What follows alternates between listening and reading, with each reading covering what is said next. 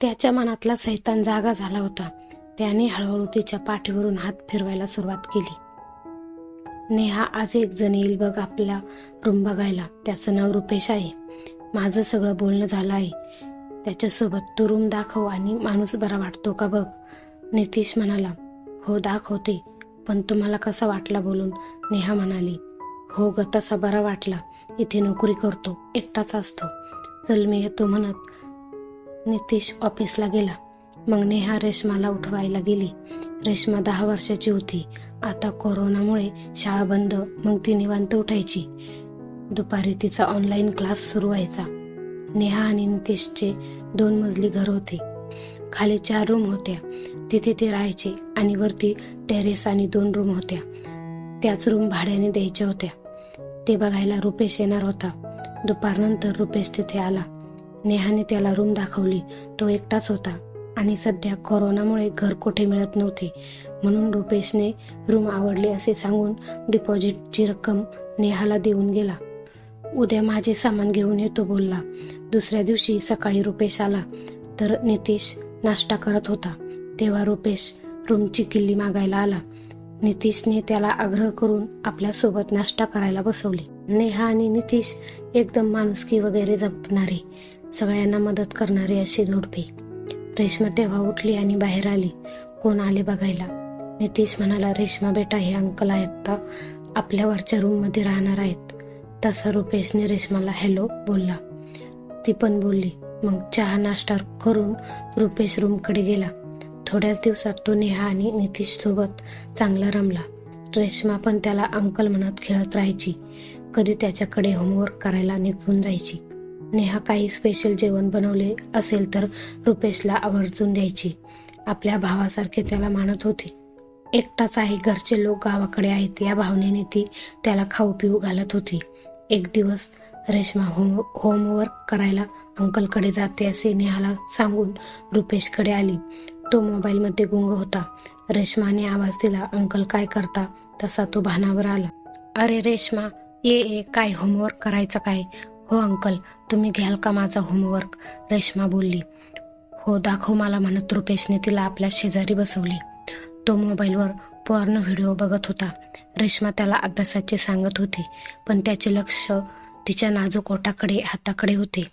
त्याच्या मनातला सैतान जागा झाला होता. त्याने हळूहळू तिच्या पाठीवर हात फिरवायला सुरुवात केली. रेश्माला काही समजले नाही. मग त्याने तिच्या गालावरून हात फिरवला. बोलत बोलत तिचे गाल ओढले.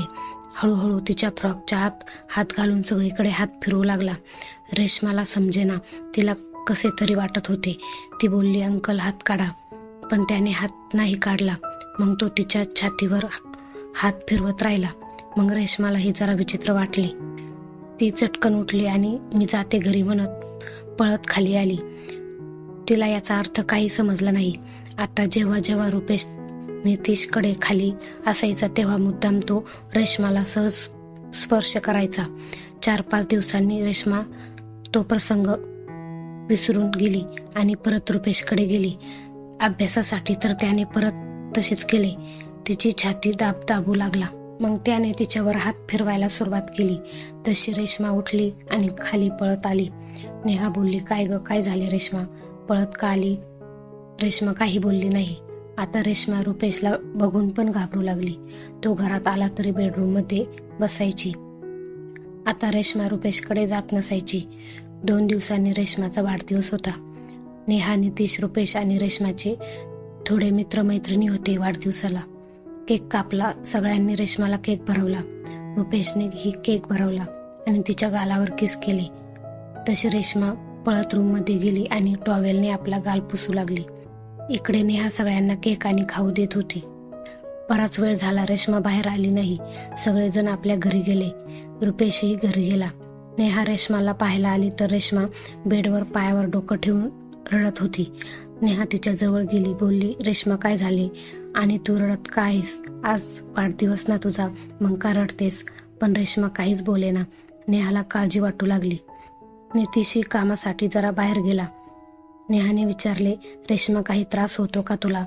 तरी रेश्मा बोलेना. नेहाने रेश्माला जवळ घेतले आणि विचारले, कोण काय बोलले का तुला, सांग, मी त्याला ओरडते. तशी रेश्मा बोलली, तू रुपेश अंकलला तू ओरडणार का?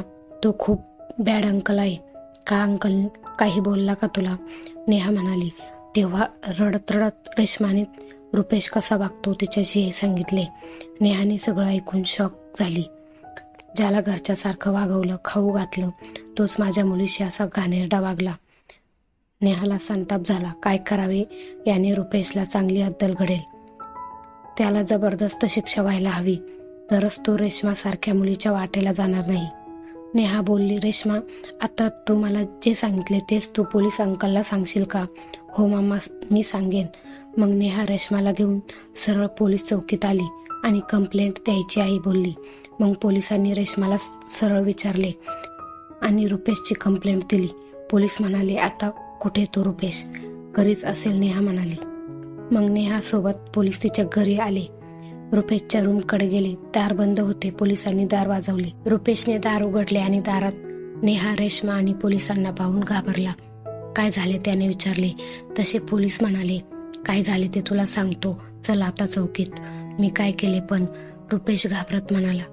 या रेश्मावर तू लैंगिक अत्याचार केलास. ती तुझ्याकडे यायची तर तिच्याशी तू असभ्य वर्तन करत होतास.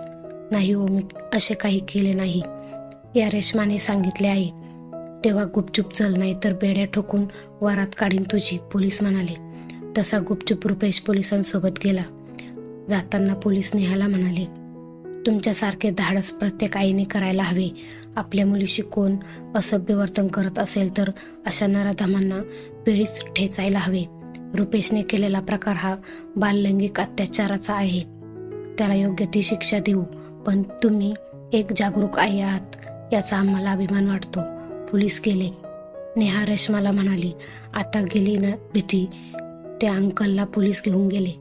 रेश्मा, असे परत कुणी वागले तुझ्याशी तर लगेच मला येऊन सांगायचे. हो मामा, म्हणत रेश्मा तिच्या गळ्यात पडली. नितेश घरी आला. तसे नेहाने सगळा झाला प्रकार त्याला सांगितला. त्यालाही हे सगळे शॉकिंग होतं. त्याने रेश्माला विचारले, बेटा तू ठीक आहेस ना? हो पापा, रेश्मा हसत बोलली. नेहा, तू खरंच ग्रेट आहेस. तू ही तत्परता दाखवली नसती तर त्या रुपेशला अद्दल घडली नसती.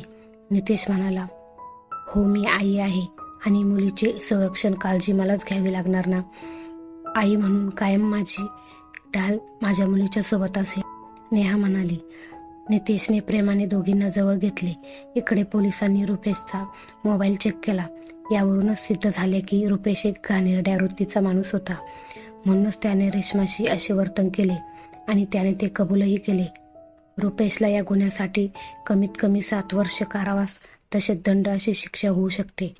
आपली मुलगी कुठे जाते, कोणासोबत असते, तिच्याशी कोणी गैरवर्तन तर करत नाही ना, याची प्रत्येक आईने काळजी घ्यावी. तसेच आपल्या मुलांना, मुलगा आणि मुलगी दोघांनाही गुड टच आणि बॅड टच याची माहिती जरूर द्यावी. कथा आवडल्यास लाईक करा, चॅनलला सबस्क्राईब करा आणि कमेंट करायला अजिबात विसरू नका.